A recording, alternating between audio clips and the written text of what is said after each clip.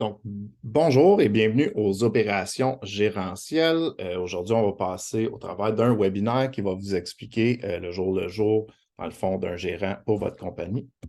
Donc, rapidement, petite introduction sur moi-même. Mon nom, c'est Jonathan Mascotte. Je suis un consultant en implémentation ici chez Chronogolf par Lightspeed.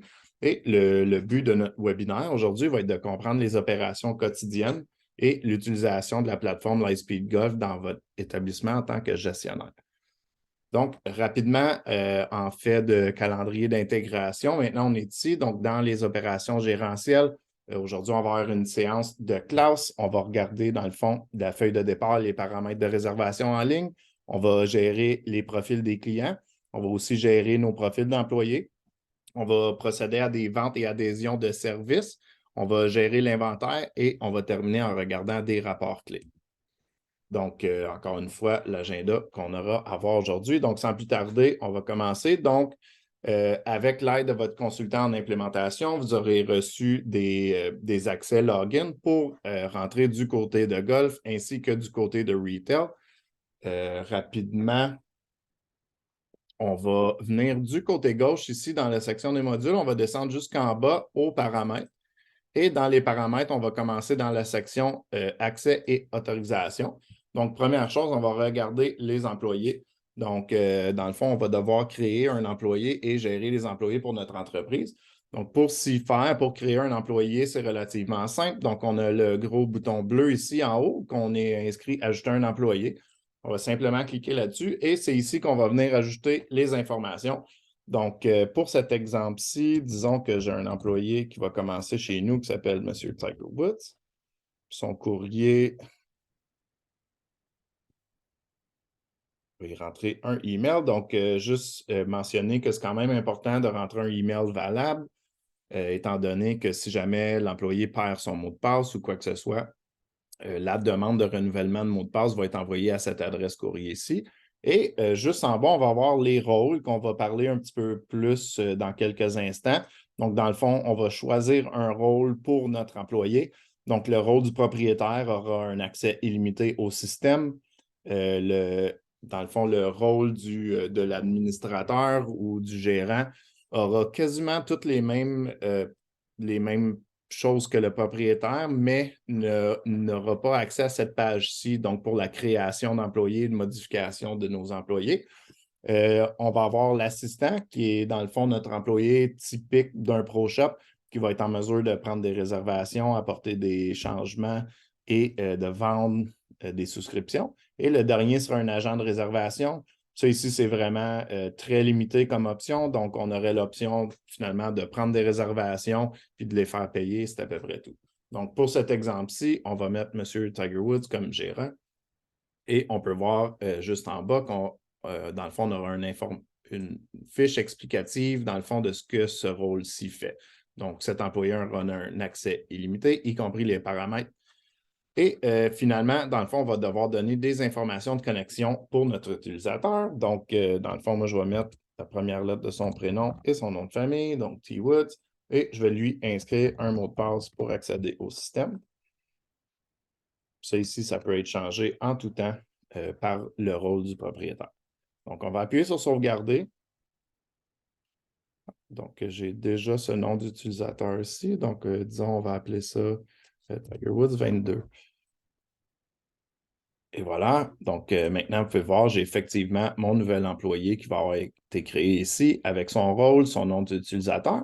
Si jamais on a un employé qui quitte l'entreprise, on peut appuyer sur la poubelle rouge ici pour supprimer son compte. Et si on a besoin d'apporter des modifications, on peut toujours appuyer sur la petite flèche ici et venir changer les informations. Si on a besoin de changer le mot de passe, on peut tout simplement le faire par ici. D'accord? Donc, ça ici, c'est comment on crée un employé, comment on va gérer les employés pour notre propriété. La deuxième chose qu'on va regarder, ça va être les rôles d'employés. Donc, comme qu'on a vu rapidement, on a différents rôles ici dans Lightspeed. Donc, le premier, ça serait propriétaire. Donc, encore une fois, d'ici, on va être en mesure d'ajuster les rôles et de leur ajouter ou enlever des permissions. Donc, comme vous pouvez voir, le propriétaire a tous les accès au système. Le gestionnaire a presque tous les mêmes accès, mais certains ne seront pas disponibles pour lui. Même chose pour l'assistant. Donc, pour l'assistant, vous pouvez voir que la plupart des choses qui ont rapport à la gérance ne sont pas accessibles pour lui. Et l'agent de réservation, ben, lui, aura pratiquement pas d'option autre que de prendre des réservations et de faire payer vos clients. Donc, ça, c'est les accès et permissions pour vos employés.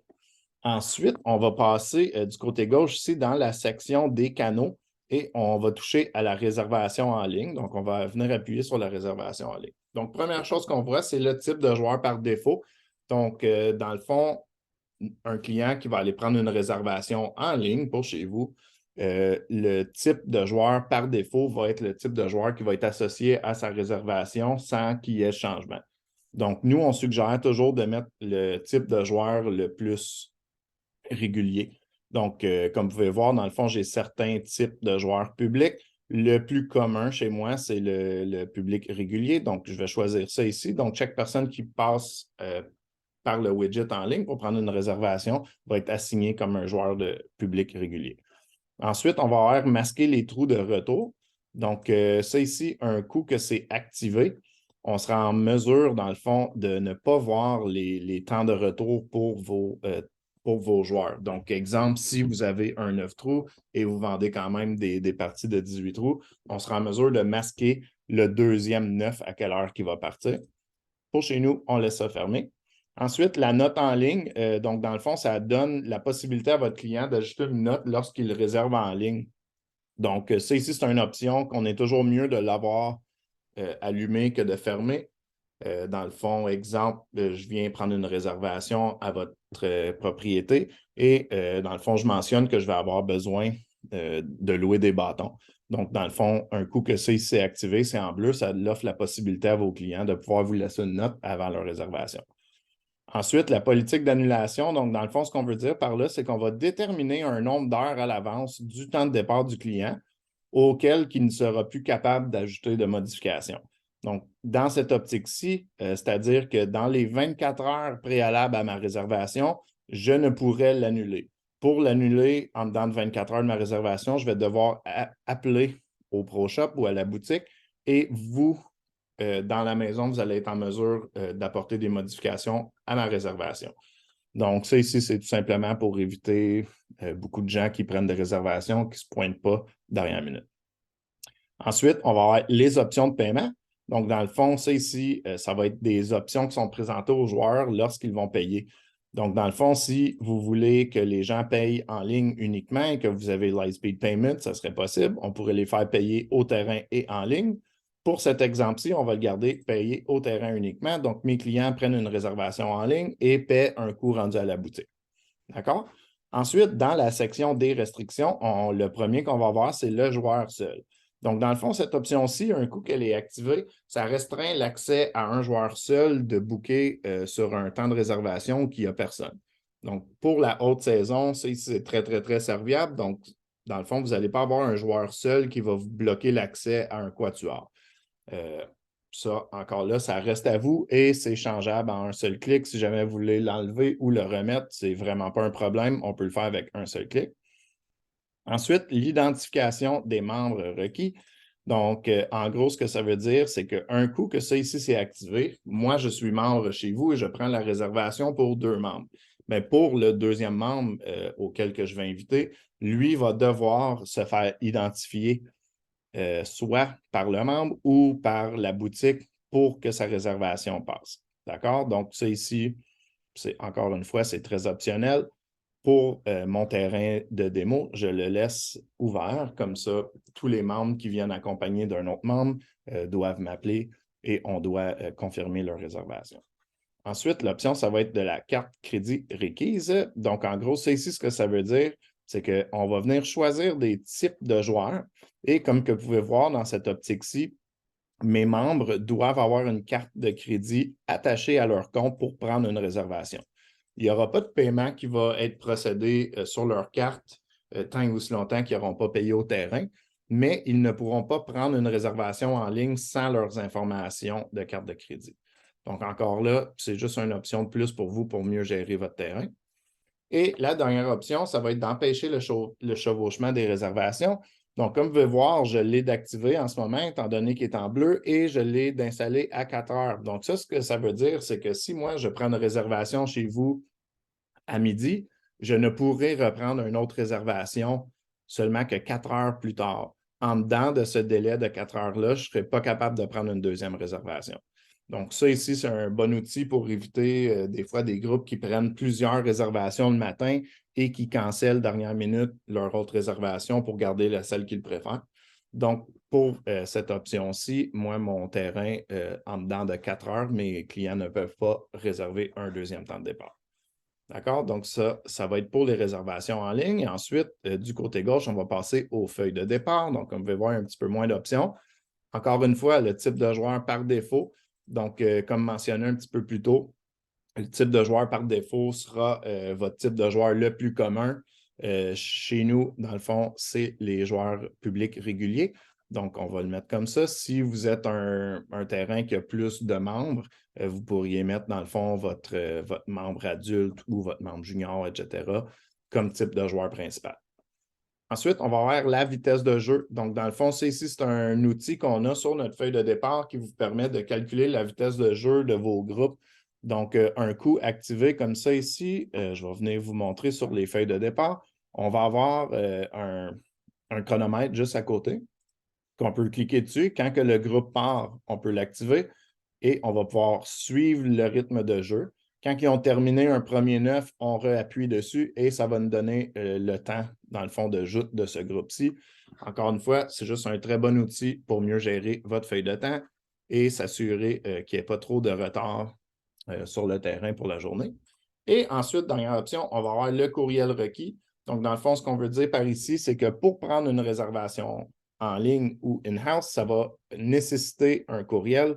Donc, comme vous pouvez voir dans mon club de golf de démo, c'est ouvert. Donc, ça veut dire que chaque personne qui prend une réservation chez nous doit forcément me fournir une adresse email qui, en termes, m'aide à bâtir une meilleure base de données pour mes clients. Donc, ça ici, encore une fois, c'est complètement à vous. Vous pouvez le laisser ouvert ou vous pouvez le fermer. C'est changeable très facilement. Donc, c'était ça ici pour les canaux. Ensuite, on va passer, dans le fond, dans la section des produits juste ici et on va passer au forfait. Donc, un forfait, ce que c'est un forfait prépayé d'un certain nombre de parties ou d'un certain nombre de droits de voiturette pendant l'été.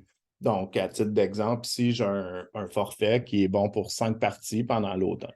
Donc, on va vous montrer comment créer un forfait. Donc, on a le bouton bleu créer juste ici. Je vais appuyer là-dessus et on va devoir, premièrement, donner un nom. Donc, disons un forfait 10 parties tout l'été. On va inscrire un prix pour ceci, donc disons 800 avec les taxes, dans le fond, du Québec. Et on va ajouter une description, donc 10 parties prépayées.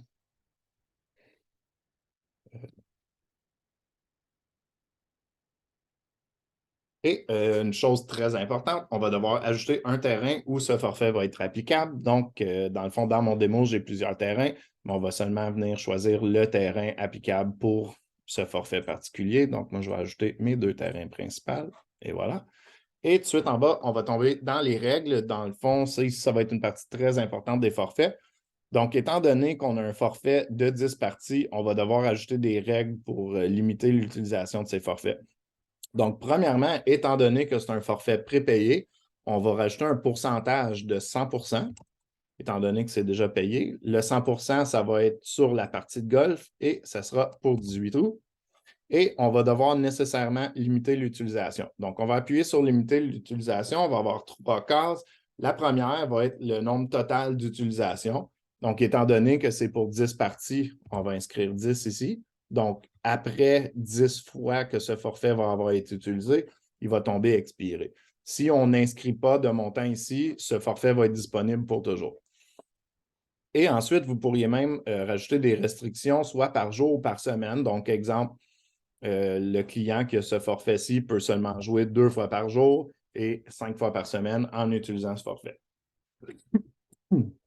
Pardon. Ensuite, ensuite, on va passer aux horaires. Donc, ce forfait-ci, okay, c'est pour tout temps en tout l'été. Mais, exemple, ça sera un forfait seulement 2 semaines. Donc, on pourrait venir choisir les journées de la semaine et on peut même rectifier, si on le veut, dans un certain laps de temps. Donc, exemple, ça serait un forfait de 10 parties après-midi pour l'été, pour la semaine. Donc, on choisirait les journées de la semaine et à partir d'ici, on pourrait mettre 11h59 AM jusqu'à la fermeture, là, disons 18h PM. Donc, de cette façon-ci, le forfait serait seulement utilisable la semaine, du lundi au vendredi, entre midi et 18h.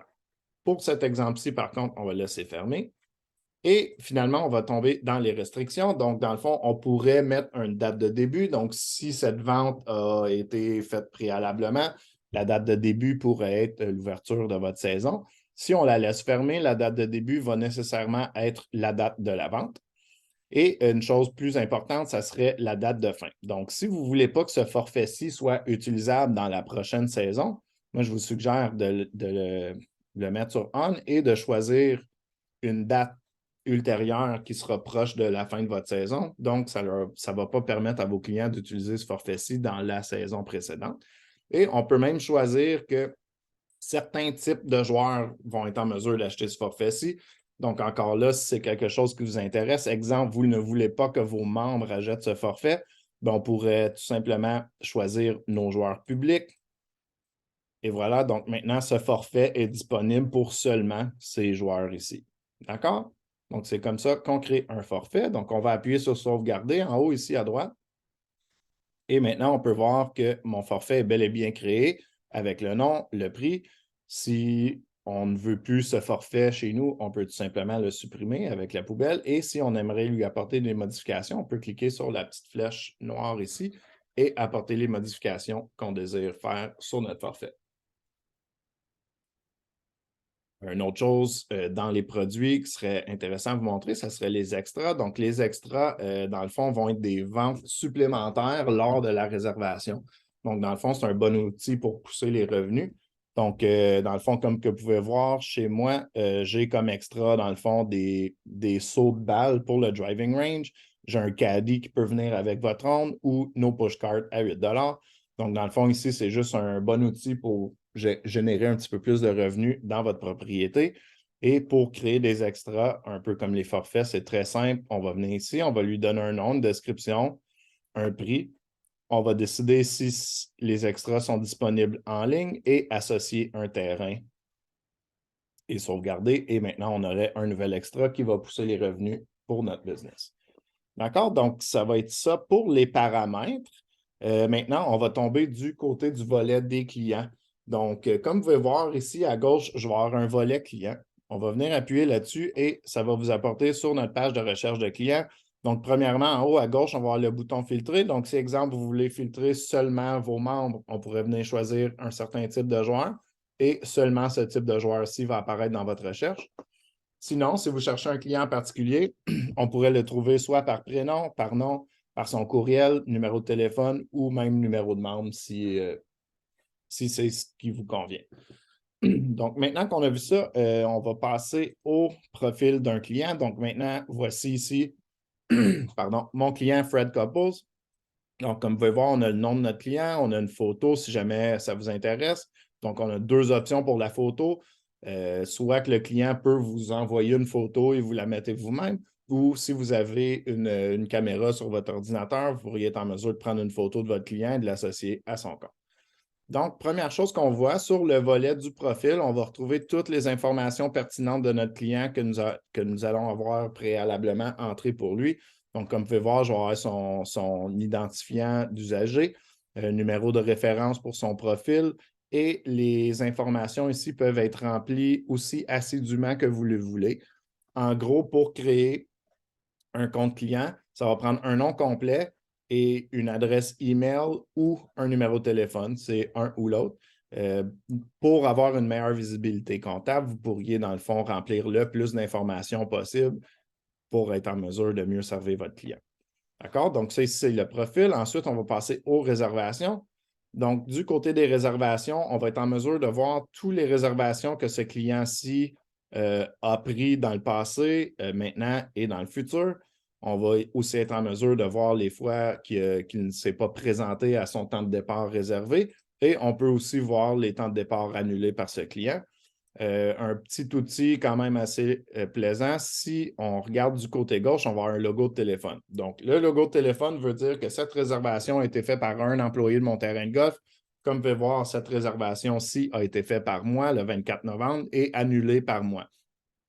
Et l'autre option serait un globe terrestre qui voudrait dire que la réservation a été prise en ligne et on pourrait ensuite aussi voir s'il y a des modifications apportées à cette réservation aussi et on pourrait voir par qui la modification a été apportée. Donc, c'est ça pour le volet des réservations. Ensuite, on va passer au forfait. Donc, les forfaits, comme on vient de créer un forfait, c'est d'ici, de cette page-ci, qu'on va venir leur vendre. Donc, pour vendre un forfait, on vient sur le profil du client qui veut acheter le forfait et tout simplement à droite, on a le bouton Vendre. Donc, on va appuyer sur Vendre et on va venir lui ajouter le forfait qu'il désire. Donc, 10 parties tout l'été ici qu'on vient de créer. On va assigner ça à son profil. Et maintenant, on va avoir toutes les informations. Donc, dans le fond, le sous-total, le montant des taxes et le montant total. Si vous voulez apporter des modifications à son forfait pour ce client particulier, on a la flèche ici à gauche qu'on peut appuyer et venir changer le prix, ajouter un rabais en pourcentage et on peut même changer la quantité. Encore une fois, on aurait une autre option, dans le fond, de changer la date de début et la date de fin de ce forfait. Et si on descend, on va avoir la liste des bénéficiaires. Donc, en gros, un bénéficiaire, c'est une personne qui va bénéficier des mêmes privilèges que moi ou que M. Couples sur son forfait. Donc, exemple, la femme à M. Couples aimerait aussi profiter de son forfait. On pourrait tout simplement entrer son nom ici et elle apparaîtrait ici et elle, en venant jouer même seule, pourrait utiliser des parties sur le forfait à M. Couples. Donc, on a regardé toutes les informations, tout est correct. On va venir en haut et on va appuyer sur Continuer. Et maintenant, on va avoir l'option de soit porter le paiement à sa carte de crédit. Donc, si vous avez Lightspeed Payments avec les cartes non présentes et une carte de crédit attachée au profil du client, on sera en mesure de passer le paiement directement sur sa carte de crédit. Sinon, on va devoir le passer à la caisse. Donc, on appuierait sur la caisse et sauvegarder. Et ça va nous apporter du côté de retail avec notre point de vente ouvert automatiquement, avec notre client attaché à la vente. On va être en mesure de voir la description de l'item qu'on veut lui vendre avec la quantité et le prix. Et on peut procéder au paiement. Donc, pour M. Couples, un compte maison chez moi, on va lui mettre sur son compte, on va terminer le paiement. Et maintenant, on aurait l'option de soit physiquement imprimer la facture, la remettre à notre client ou de lui envoyer par courriel, tout dépendamment de ses préférences. Donc, c'est comme ça ici qu'on gère les forfaits sur nos profils clients. Encore une fois, maintenant, on peut voir que le forfait est actif avec aucune utilisation toujours. On va avoir le nom du forfait, la date de l'achat, les bénéficiaires s'il y en a. Et si jamais on a des modifications à apporter à ce forfait-ci, on peut tout simplement, encore une fois, cliquer sur la petite flèche et apporter des modifications telles qu'on en convient. Et si jamais le forfait, comme dans cet exemple-ci, on a un forfait expiré, on peut tout simplement lui supprimer.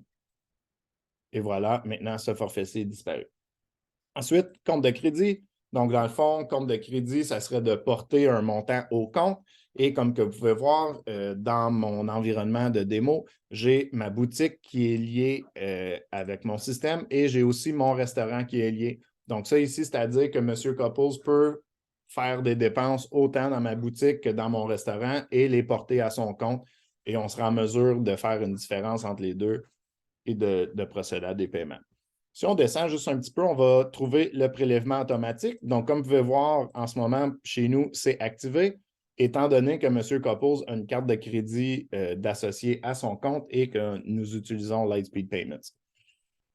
Donc, comme que vous pouvez voir, le prochain prélèvement programmé sera dimanche le 1er janvier.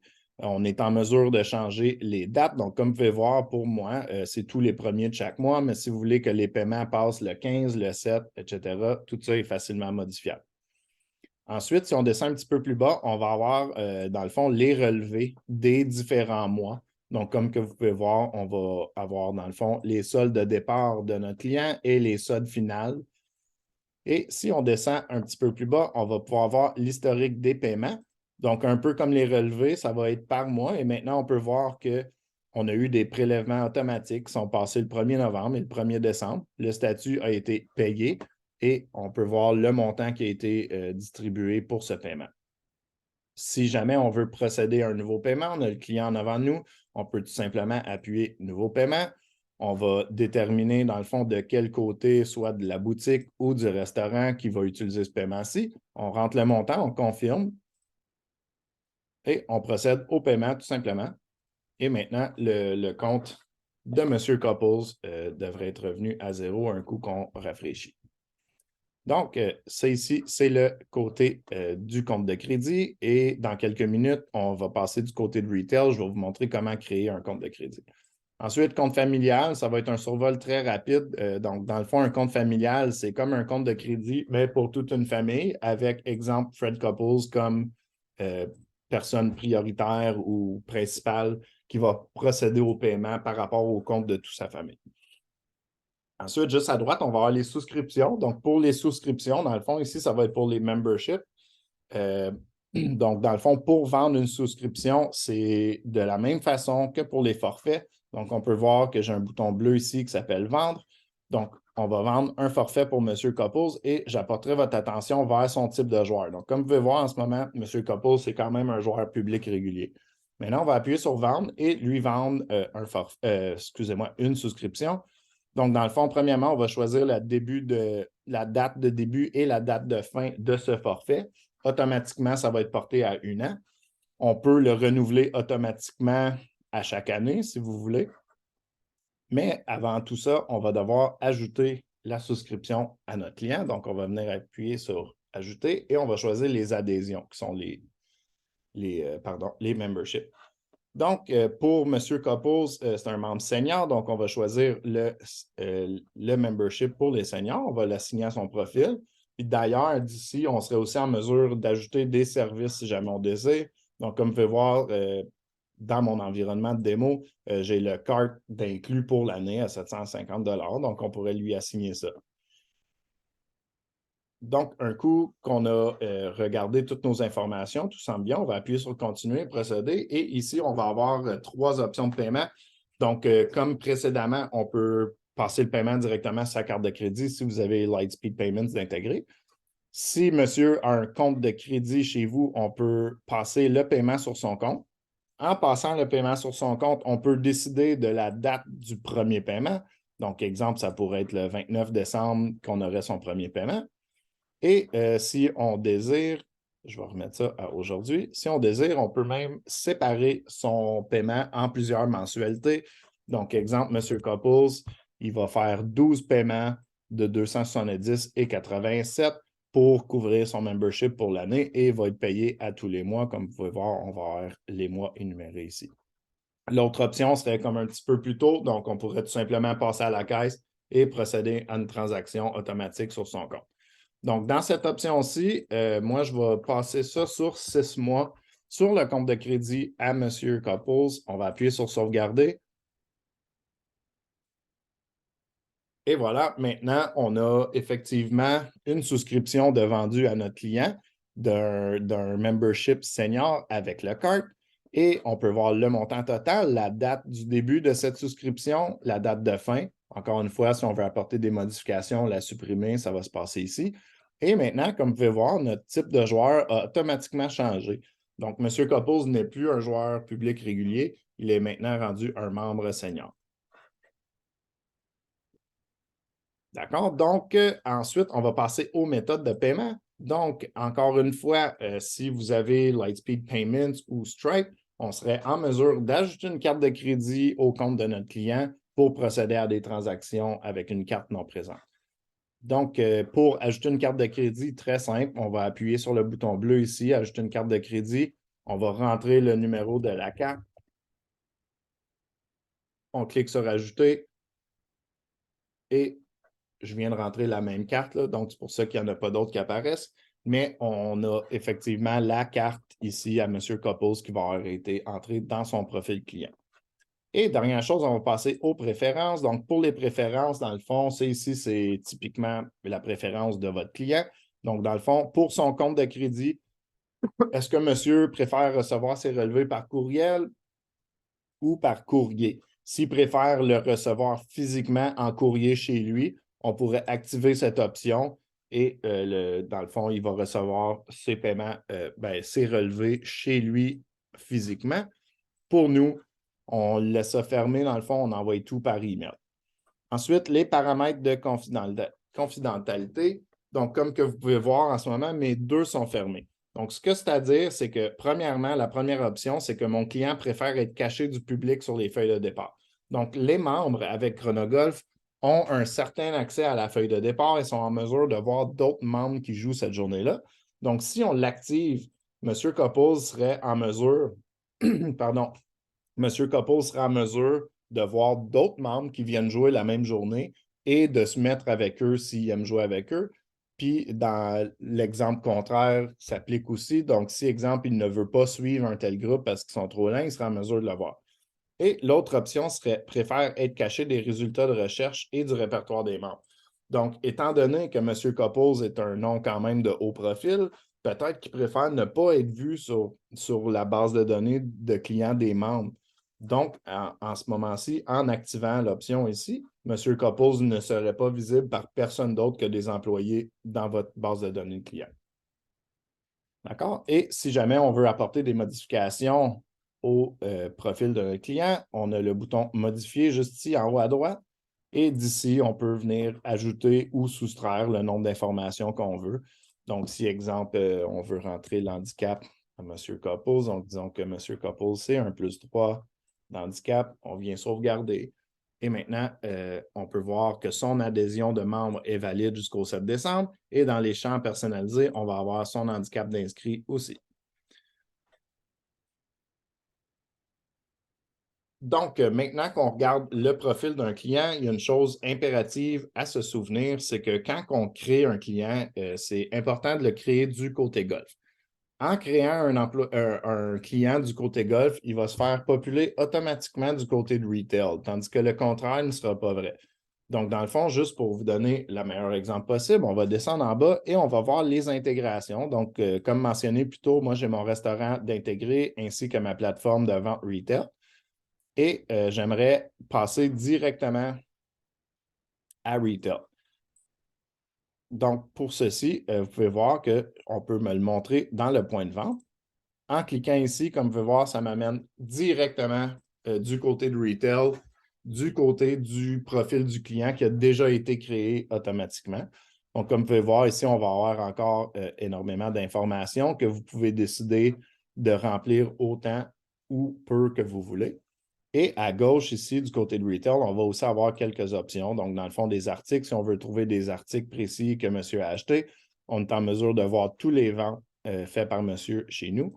Si monsieur a des mises de côté, on les verrait ici. S'il y a des commandes spéciales, on les verrait ici. Même chose pour les devis et les paiements. Dans le fond, on est en mesure de voir toute la liste de paiements effectués précédemment par nos clients. Et on est en mesure, dans le fond, de choisir des dates pour avoir une visibilité comptable sur ces dépenses. Et dernière chose, c'est qu'on va avoir le compte ici. Donc, dans le fond, mon client a déjà un compte de crédit de créer chez moi. Mais pour créer un compte de crédit pour un client, je vais choisir un client qui n'en a pas déjà un. Donc, disons, M. Bobby Jones. Et voilà. Donc, sur le profil client de M. Bobby Jones, on va sur le volet compte ici et on peut voir que monsieur n'a pas encore de compte de crédit. Donc, pour créer un compte de crédit, c'est quand même assez simple. On va tout simplement appuyer sur le plus ici et créer un compte maintenant. Et on va lui donner une limite de crédit. Donc, dans cet exemple-ci, M. Jones va avoir 2000 $ de limite de crédit. On peut vérifier les informations si tout vous semble correct et on va enregistrer les modifications et finaliser. Ouais. Donc, maintenant, on peut voir que M. Bobby Jones est ici. Donc, on va retourner du côté de golf dans notre volet des clients et on va rechercher notre client, M. Bobby Jones. Et si je viens voir sur son compte de crédit, vous allez voir qu'il n'y a pas encore de compte de crédit, mais on vient juste le créer. Donc, il suffit d'appuyer sur Connecter. Et voilà, maintenant, on peut voir que M. Jones a effectivement un nouveau compte de crédit chez nous avec une limite de crédit de 2 000 ainsi que toutes les informations pertinentes qui se rattachent au compte de crédit. D'accord? Donc, c'est comme ça qu'on crée un compte de crédit pour nos clients. Ensuite, passons aux paramètres du côté de Retail. Donc, dans Retail, du côté gauche, un peu comme du côté gauche, tout à fait en bas, on va avoir les paramètres. Donc, on peut venir appuyer sur les paramètres. Et la première chose qu'on va devoir regarder, ça va être la configuration du personnel, un peu comme du côté gauche. Donc, comme vous pouvez voir ici, on a la configuration du personnel. Donc, en passant notre souris par-dessus, ça va nous donner quelques informations sur les options. Donc, on peut voir que c'est un dossier du personnel avec les coordonnées, les identifiants de connexion, les autorisations, les horaires et encore plus. Donc, on va venir appuyer là-dessus et comme du côté golf, on va créer un nouvel employé. Donc, pour créer un employé, on va tout simplement appuyer sur Nouvel employé ici à droite. Et on va, dans le fond, recommencer pour M. Tiger Woods. Donc, M. Tiger Woods. On va lui donner un rôle. Donc, c'est un rôle de gestionnaire. Si on veut, on peut rentrer ici toute l'information nécessaire qu'on désire et on va enregistrer les modifications. Un coup, les modifications enregistrées, les options ici vont nous apparaître et on va devoir aller dans Connexion. Donc, dans Connexion, c'est ici qu'on va donner le login d'accès, dans le fond, un peu comme qu'on a fait du côté golf. Donc, dans le fond, son login d'accès, ça va être T-Woods.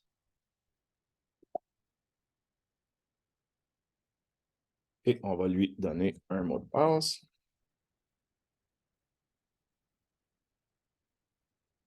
Et on peut aussi lui activer un NIP si on désire. On va enregistrer les modifications.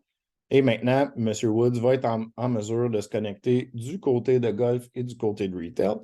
Et avec l'aide de votre consultant d'implémentation, on va être en mesure de lier les deux comptes ensemble. Donc, avec une seule connexion, votre employé va être connecté du côté golf ainsi que du côté retail. Et aussi, ici, on a quelques options. Donc, dans le fond, si vous utilisez le système de rodateur, on sera en mesure de voir les heures travaillées ici par notre employé, les ventes ici faites par notre employé et les devis si c'est le cas. Donc, c'est comme ça qu'on crée un employé du côté retail. Et dans le fond, maintenant, on va passer au rôle du personnel. Donc, un peu comme du côté golf, on a des rôles qu'on peut associer pour nos employés. Et dans le fond, ça va être dans les paramètres, tout à fait en bas, rôle du personnel. Donc, du côté retail, vous allez voir qu'il y a plus d'options de disponibles que du côté golf. Donc, mettons, allons voir gestionnaire et vous allez voir qu'il y a toutes les options qui s'affichent au gestionnaire. Donc, dans cet exemple-ci, disons que M. Wood, c'est mon employé principal. Ben, à ce moment-là, peut-être qu'on voudrait lui donner toutes les options nécessaires pour procéder à des transactions ou à des modifications. Donc, dans le fond, pareil comme le côté golf, on a nos rôles ici. Et d'ailleurs, on peut venir regarder et enlever ou ajouter des permissions à certains types d'employés comme bon vous semble. D'accord? Donc, c'est pas mal ça pour les rôles d'employés. Donc, comme vous pouvez voir, on peut aussi créer des rôles uniques. Donc, exemple, je crée le rôle à M. Tiger Woods. Donc, on va appeler son rôle par son nom et je veux lui donner toutes les autorisations. Et si on descend, maintenant, on peut voir que toutes les autorisations sont activées pour lui. On peut enregistrer. Et maintenant, quand je viens dans la configuration du personnel et je viens sur mon employé, je suis en mesure de lui assigner son propre rôle avec les options personnalisées juste pour lui. D'accord? Donc, c'est comme ça qu'on gère nos employés du côté de retail. Et ensuite, on va passer au menu personnalisé. Donc, encore une fois, dans Paramètres, ici à gauche, on va descendre en bas et on va voir ici les menus personnalisés. Donc, les menus personnalisés, en bon québécois, ce que c'est que c'est des touches rapides pour votre point de vente. Donc, juste pour vous donner une idée, je vais venir sur mes pages de vente et vous allez voir que j'ai des boutons rapides ici de créer. Donc, on va vous montrer comment créer ces boutons rapides en appuyant sur Menu personnalisé. Notre menu personnalisé, nécessairement, va être sur la page des ventes. Donc, les trois ici, ce n'est pas important. Vraiment, on va se concentrer sur le premier en haut. J'appuie ici et maintenant, on va pouvoir voir la configuration de tous mes boutons rapides. D'accord? Donc, comment on crée un bouton? C'est très, très, très simple. Donc, on va trouver, dans le fond, un nom qu'on veut comme exemple. Donc, exemple, sleeve de balle. On va devoir donner un type à ce bouton. Donc, pour cette option-ci, ça serait un sous-menu de catégorie, étant donné qu'on va aller piger dans une catégorie pour procéder à la vente. On peut donner une couleur à notre bouton, donc exemple gris foncé, et on peut changer l'ordre de tri, dans le fond, qui va apparaître dans votre écran. Un coup, ça ici, on va tout simplement appuyer sur « Ajouter le bouton menu ». Et maintenant, on va avoir le bouton de créer, mais qui ne sera pas encore associé. D'accord? Donc là, comme vous pouvez voir, le type de catégorie, c'est une catégorie sous-menu et la catégorie n'est pas encore associée. Donc, pour l'associer, on va venir appuyer juste ici où il est écrit « Aucune ». On appuie ici et ça va nous donner l'option, dans le fond, de venir choisir une de nos catégories qu'on va avoir créées préalablement, que je vais vous montrer comment faire dans pas long. Donc, exemple ici, ça va être pour des balles. Exemple premium. Et donc, maintenant, ce bouton va servir à nous sortir des balles premium uniquement. Si, exemple, vous préférez qu'il n'y ait pas de sous-menu, on peut tout simplement venir sur Retour et juste sélectionner les balles tout court, appuyer sur OK. Et maintenant, on peut voir que la catégorie des balles va être associée ici. L'autre type de bouton qu'on peut créer, ça va être pour un item unique. Donc, exemple pour des T. Donc, on va appeler ça exemple T. Et ici, ça va être un nouvel article. Donc, dans le fond, ça va associer un article automatiquement au bouton.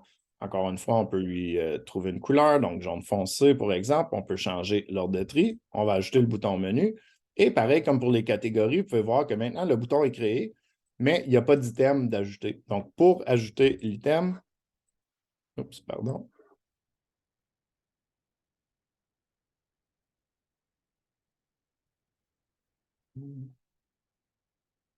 Va être ajouter un ou des articles. On va recommencer. T avec une couleur. Donc, on va mettre ça jaune foncé et on va ajouter le bouton à notre menu. Donc, maintenant, comme vous pouvez voir, pareil comme pour les catégories qui n'avaient pas été associées automatiquement, maintenant, on peut voir que ça va ajouter un item en appuyant sur le bouton, mais on va venir appuyer sur le crayon ici pour apporter des modifications et lier un item. Donc, en appuyant ici, ça va nous demander d'ajouter un article. Donc, dans le fond, on pourrait faire une recherche d'article. Donc, si vous avez déjà cet article de créer, on va faire la recherche de l'article et maintenant, on peut voir ici les T que j'ai créés. Donc, on va choisir juste T tout court. Donc, maintenant, on peut voir que dans mon item, j'ai cet article-ci avec une quantité de 1 qui va être attaché automatiquement à notre vente. Donc, on va enregistrer la modification et on va passer du côté de la page des ventes pour vous montrer maintenant ce que ça donne. Donc, premièrement, on va avoir nos sleeves de balles ici. Donc, si j'appuie ici, ça va me sortir un menu avec les sous-menus ou que je vais être en mesure de choisir l'item que je désire. Donc, dans ce cas-ci, ça va être le sleeve de balle. Donc, je peux choisir ça ici tout simplement. Et pour notre deuxième option, dans le fond, pour l'item lié direct, je peux venir appuyer sur les T ici et automatiquement, j'aurai les T qui vont se lier à notre plateforme. D'accord? Donc, dans le fond, les boutons rapides ici, c'est un très bon outil pour vous faire sauver du temps lorsque vous avez des gens dans le ProShop. Peut-être que vous avez un line-up avec beaucoup de gens qui arrivent en même temps. Donc, à la place d'aller rechercher l'item un par un, on peut tout simplement venir ici. Donc, exemple, je cherche une casquette. Je peux venir dans mes casquettes, puis maintenant, je vais avoir toutes mes listes de casquettes d'ouvert dans mes boutons rapides. Donc, c'est pas mal ça pour les boutons rapides. Si jamais vous avez des questions par rapport à ça ou que vous aimeriez l'implémenter chez vous d'une façon très spécifique, ne soyez pas gênés de demander à votre consultant d'implémentation qui va vous aider au travers du processus. Donc, maintenant, on va passer aux catégories. Dans le fond, dans le volet des stocks ou de l'inventaire. Ici, on va trouver les catégories. Et d'ailleurs, je dois mentionner que c'est catégorique qu'on doit créer des catégories avant nos items. Ça va nous permettre de sauver du temps au bout de la ligne.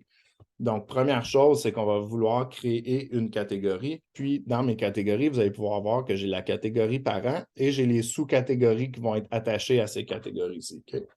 Donc, pour cet exemple-ci, on va en créer une nouvelle. Et le nom de la catégorie, disons que c'est des T. On va enregistrer. Et maintenant, j'ai le choix de décider si cette catégorie-là, je veux la lier à une catégorie parent ou si ça va être elle, la catégorie parent. Donc, en laissant à aucun, je vais créer une catégorie parent qui va s'appeler T. Et si on veut, on peut ajouter des sous-catégories. Donc, comme vous avez pu voir dans mon inventaire, j'ai des longs T et j'ai des courts T. D'accord? Maintenant, on peut les voir ici. Si je retourne maintenant dans mes catégories et qu'on descend un petit peu, maintenant, on peut voir que j'ai la catégorie parent des T avec les sous-catégories des longs T et des courts T. Maintenant qu'on a créé des catégories, on va être en mesure de créer des items et de les associer à ces catégories-ci. Donc, on va retourner dans la page des stocks et on va pouvoir voir le deuxième bouton ici qui s'appelle « Nouvel article ». Donc, en appuyant là-dessus, on va avoir l'option de créer des articles. Donc, premièrement, on va créer nos longs T. On peut rajouter combien qu'on en a en stock. Donc, disons que j'en ai 300. Si jamais vous avez un scanner chez vous pour les barcodes, on sera en mesure, dans le fond, de scanner le SKU du fabricant et de remplir les informations automatiquement. Mais dans cet exemple-ci, ça ici, c'est tout. C'est à votre disposition, autant que vous voulez ou autant peu que vous voulez.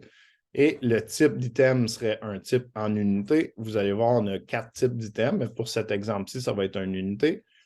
Et dans la section organisée, on va être en mesure, dans le fond, de choisir dans quelle catégorie que ça va, quelle marque et quelle balise aussi. Donc, c'est pour ça l'importance de créer les catégories en premier lieu. Donc, si je viens et j'appuie sur la catégorie, ça va me demander de choisir une catégorie. Donc, on va l'associer dans la catégorie des T, dans la sous-catégorie des longs T. Maintenant, on peut voir que notre item va être proprement organisé. Ça va vous donner une meilleure visibilité comptable aussi d'ailleurs et ça va être plus facile ensuite pour faire les recherches avec vos boutons rapides. Ensuite, du côté de la tarification, on va inscrire un prix. Donc, exemple, mes T, je les vends 2 $. Et on peut même, dans le fond, déterminer la valeur des stocks. Donc, dans le fond, le prix cost que vous l'avez acheté. Donc, disons que j'ai acheté mes T à 50 sous, je les vends 2 $. Donc, ensuite, dans notre comptabilité, on va être en mesure de voir la marge de profit qu'on fait sur chaque item. Voilà. Donc, maintenant, on va avoir presque terminé de créer notre long T. Donc, on peut enregistrer les modifications et passer à autre chose ou on peut enregistrer les modifications et créer un nouvel article. Donc, c'est ça qu'on va faire ici. On va créer et enregistrer. Et maintenant, on est prêt à recommencer. Deuxième type d'item que j'aimerais vous montrer comment créer, ça va être un item de boîte. Donc, dans le fond, on sait tous que quand on achète une boîte de balles, il y a 4 livres de balles à l'intérieur. Mais comment est-ce qu'on fait pour gérer et répertorier nos ventes? Donc, dans le fond, ce qu'on va faire, c'est qu'on va créer notre premier item qui va être un type boîte et on va appeler ça boîte de balles. On peut rajouter une quantité dans notre inventaire. On peut venir le catégoriser si on veut. Donc, exemple, ça va venir dans mes balles. Tout simplement, comme ça ici, juste dans mes balles. Je vais lui donner un prix, donc disons 50 $, et le cost, disons 25. Donc, tout semble correct, merveilleux. Donc, on va enregistrer et créer un nouvel article. Et d'ici, on va créer la sleeve. Donc, dans le fond, sleeve, balle test. Et cet item sera une unité. Encore une fois, on peut changer notre inventaire. Mettre notre inventaire. On peut venir le catégoriser, encore une fois, comme ceci, dans les balles, avec le prix de la sleeve. Donc, disons 10 $, puis le cost, c'est 5. Et on va enregistrer. Maintenant que ça ici, c'est fait, on peut, dans le fond, retourner dans nos stocks, puis on va trouver notre boîte. Donc, on a notre article de boîte de balles ici. On va venir appuyer dessus. Et du côté, dans le fond, des détails, ici à gauche, on va avoir l'élément boîte qui apparaît maintenant. Donc, si j'appuie là-dessus, c'est maintenant ici qu'on va déterminer il y a combien de sleeves dans notre boîte. Donc, pour ceci, dans le fond, on va devoir trouver notre article individuel. Si vous voulez, vous pouvez le créer automatiquement par ici, qui va vous donner un article unitaire. Mais étant donné qu'on l'a déjà créé, on va venir le trouver. Donc, ici, dans le fond, on va rechercher sleeve. Sleeve Baltest, on l'a juste ici. Donc, on va venir l'associer à la boîte. Et il y en a combien dans la boîte? Il y en a 4. Donc, on a juste à faire ça ici. Et on va enregistrer les modifications. Donc, maintenant que c'est fait, on va venir du côté de la vente. On va venir, premièrement, choisir notre boîte de balles. Donc, disons que je viens dans mes...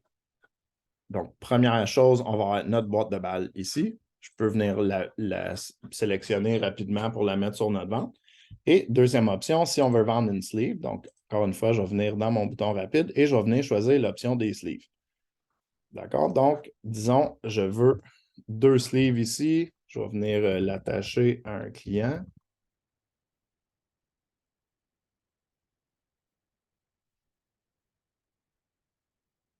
D'accord? Donc, on attache notre client à la vente. On peut voir maintenant que j'ai 2 sleeves de balles à vendre. On va procéder au paiement. Ils sont contents.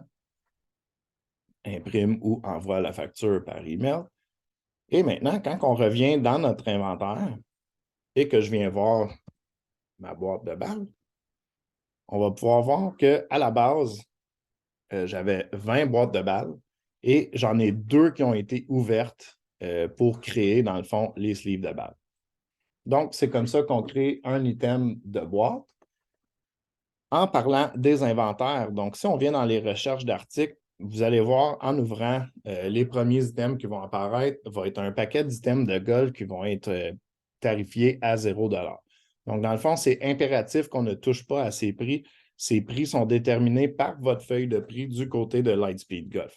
Donc, si, exemple, on vient voir et « Ah non, mon 18 trous pour un membre, ça devrait être tant », si vous venez changer ça, dans le fond, ça va lui charger en double, étant donné que les feuilles de prix, dans le fond, qui vont être déterminées du côté golf, vont passer par-dessus. Donc, ça ici, ces items, c'est normal qu'ils soient à 0 $ et c'est aussi impératif qu'on ne lui touche pas pour ne pas maganer notre système. D'accord? Et pour notre inventaire, justement, on a 2 façons de procéder. Donc, nous, on a créé des articles. L'autre option serait d'importer vos articles. Pour l'import de vos articles, c'est tout à fait faisable. Dans le fond, il suffit de communiquer avec votre consultant en implémentation. Vous pourriez lui fournir une fiche CSV de votre inventaire et votre consultant va être en mesure d'importer votre inventaire complet dans votre système. Si vous décidez de repartir à 0, ben à ce moment-là, on pourrait les rentrer individuellement, manuellement. Donc, maintenant qu'on a regardé les inventaires, on va passer au rapport pour terminer le webinaire. Donc, du côté des rapports, comme vous pouvez voir, du côté de retail, il y en a énormément. Puis, je vais juste passer un survol avec vous pour vous montrer ceux qu'on trouve les plus utiles. Donc, les premiers, ça va être dans les ventes et remboursements. Ici, on va avoir les totaux. Donc, dans le fond, ici, ça va être votre rapport sur les bases sur les ventes. Puis ça va énumérer tous les ventes et les sommes. Donc, si on vient voir c'est ici pour aujourd'hui. Disons que je vais prendre une date plus prolongée pour avoir une meilleure visibilité. Donc, d'ici, on va être en mesure de trouver l'identification de la transaction, le prix, les taxes, le profit, même la marge de profit que vous faites sur chaque item vendu, la date des ventes ainsi que le client qui a été rattaché à cette vente. Donc, les totaux ici, c'est une très bonne à connaître. L'autre qu'on aime énormément utiliser, dans le fond, ça serait dans les stocks groupés, les catégories. Donc, dans le fond, ici, ça serait une vente, ça serait une visibilité comptable par catégorie d'items. Donc, dans le fond, vous pouvez voir que j'ai vendu 57 paires de gants pour quasiment 400 $. Ensuite, j'ai vendu 210 accessoires, etc. Donc, encore une fois, c'est juste une bonne option pour avoir une meilleure visibilité comptable. Et l'autre qui est quand même assez important, ça serait dans autres transactions, donc dans toutes les transactions. Donc, dans le fond, si, exemple, vous avez une facture qui a été annulée ou remboursée, ça serait ici qu'on viendrait les trouver, d'accord? Donc, dans le rapport, dans toutes les transactions. Et un autre qui est quand même assez important, dans le fond, ça serait dans les totaux de vente groupées. On a les articles, Donc, si, exemple, vous voulez savoir exactement combien de tels gants précis vous avez vendus, c'est ici qu'on va les trouver. Même chose pour vos produits de golf. Donc, ici, à titre d'exemple, on a le forfait qu'on a vendu un petit peu plus tôt. On peut voir j'en ai vendu combien, j'en ai combien en stock avec le sous-total, si jamais on a appliqué des réductions. Et ici, on est en mesure d'exporter tout ça pour remettre à votre comptabilité. Donc, ça va faire le tour pour le webinaire des opérations gérentielles pour aujourd'hui. Si jamais vous avez des questions par rapport à ce que vous avez vu aujourd'hui, je n'hésitez pas de demander à votre consultant d'implémentation. Suite à ce webinaire, vous allez recevoir un email avec une courte description de toutes les choses qu'on a vues aujourd'hui avec des liens à notre centre d'aide si jamais vous avez besoin de vous rafraîchir la mémoire. Donc maintenant, quelle est la prochaine étape? Bien, ça serait de terminer la configuration de votre feuille de départ et de votre boutique en ligne. Ensuite, vous allez avoir à assister à une formation sur la finalisation de la configuration avec votre consultant d'implémentation. Et ne manquez pas notre courriel contenant toutes les ressources de l'enregistrement d'aujourd'hui. Et les ressources disponibles à vous, dans le fond, ça serait la liste de contrôle pour l'intégration qu'on a vu un petit peu plus tôt, l'enregistrement de ce webinaire. Vous pourriez vous inscrire au prochain webinaire qui va être sur les opérations du personnel et les articles du centre d'aide tels que mentionnés. Donc, merci beaucoup pour votre temps. J'espère que ceci aura pu vous aider. Je vous souhaite de passer une excellente fin de journée. Merci beaucoup.